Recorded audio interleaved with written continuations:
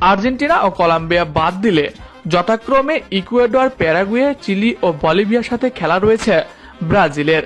তবে আগামী মার্চে ব্রাজিল দলে ফিরছে নেইমার জুনিয়র, ফলে ব্রাজিল দল আরো শক্তিশালী হয়ে মাঠে ফিরবে। ব্রাজিলের সামনে আরো একটা বড় সুযোগ রয়েছে আর্জেন্টিনা ও উরুগুয়ের বিপক্ষে জিতলে ফিফা র্যাঙ্কিং এ শীর্ষে ওঠার একটা দারুণ সুযোগ।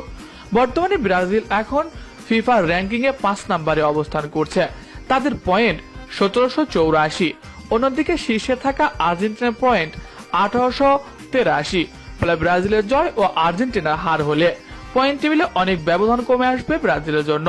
ফলে দীর্ঘদিন বাদে প্রথম বা দ্বিতীয় স্থানে ওঠার বড় একটা সুযোগ রয়েছে ব্রাজিলের সামনে। তাই তো এই দুই ম্যাচ জয় পেতে মরিয়া ব্রাজিল। প্রিয় দর্শক, ব্রাজিল কি পারবে আর্জেন্টিনা ও কলম্বিয়াকে হারিয়ে ফিফার র্যাঙ্কিং এ শীর্ষে উঠতে? কমেন্ট করে জানিয়ে দিন। এছাড়াও খেলাধুলার সকল আপডেট